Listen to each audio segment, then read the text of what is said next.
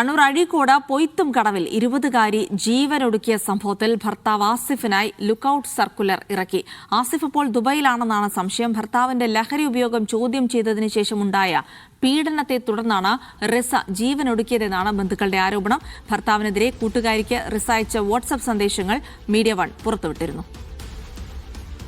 മുഹമ്മദ് സൈഫുള്ള വിവരങ്ങൾ നൽകും. സൈഫുള്ള, ബന്ധുക്കളൊക്കെ ആരോപണവുമായി തന്നെ രംഗത്ത് വന്ന ഒരു സാഹചര്യം ഉണ്ടായിരുന്നു. എന്തായാലും ഭർത്താവിനായി ഇപ്പോൾ ലുക്കൌട്ട് നോട്ടീസ് പുറപ്പെടുവിച്ചിരിക്കുന്നു. അന്വേഷണം ഊർജിതമായി നടക്കുന്നു.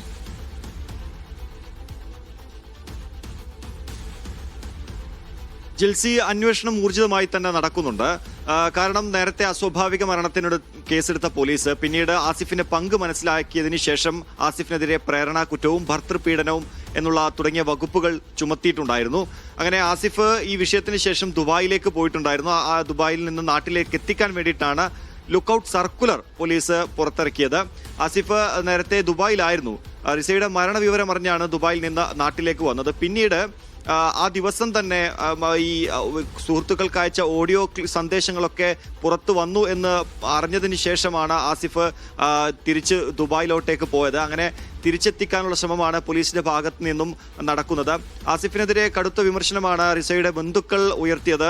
ആസിഫ് ലഹരി ഉപയോഗിക്കുന്നത് ചോദ്യം ചെയ്തതാണ് റിസ കടുത്ത മാനസികവും ശാരീരികവുമായിട്ടുള്ള പീഡനം ഏറ്റുവാങ്ങാൻ കാരണമുണ്ടായത്. ദുബായിൽ കൊണ്ടുപോയതിനു ശേഷം ആസിഫ് നിരന്തരം ലഹരി ഉപയോഗിക്കുമായിരുന്നു. ഇത് ശ്രദ്ധയിൽപ്പെട്ട റിസയെ കടുത്ത പീഡനത്തിന് ഇരയാക്കുകയും ചെയ്തു. അങ്ങനെ വലിയൊരു മാനസിക സമ്മർദ്ദത്തിലായിരുന്നു റിസ ഉണ്ടായിരുന്നത്. ഇക്കാര്യം റിസ സുഹൃത്തുക്കളോട് പങ്കുവച്ചിട്ടുണ്ടായിരുന്നു. അതിന്റെ ശബ്ദ സന്ദേശം മീഡിയ വൺ നേരത്തെ പുറത്തുവിട്ടതുമാണ്. ബന്ധുക്കളോട് പറയാനുള്ള ഒരു ഭയം കൊണ്ട് ആരോടും പറഞ്ഞില്ല. മറിച്ച് പീഡനം കടുത്തതോടു കൂടിയിട്ടാണ് പിന്നീട് റിസ ജീവനൊടുക്കിയത്. ഈ കഴിഞ്ഞ ജൂലൈ 28-നായിരുന്നു അഴീക്കോട് പൊയ്ത്തുംകടവിലെ സ്വന്തം വീട്ടിൽ വെച്ച് റിസ ജീവനൊടുക്കിയത്.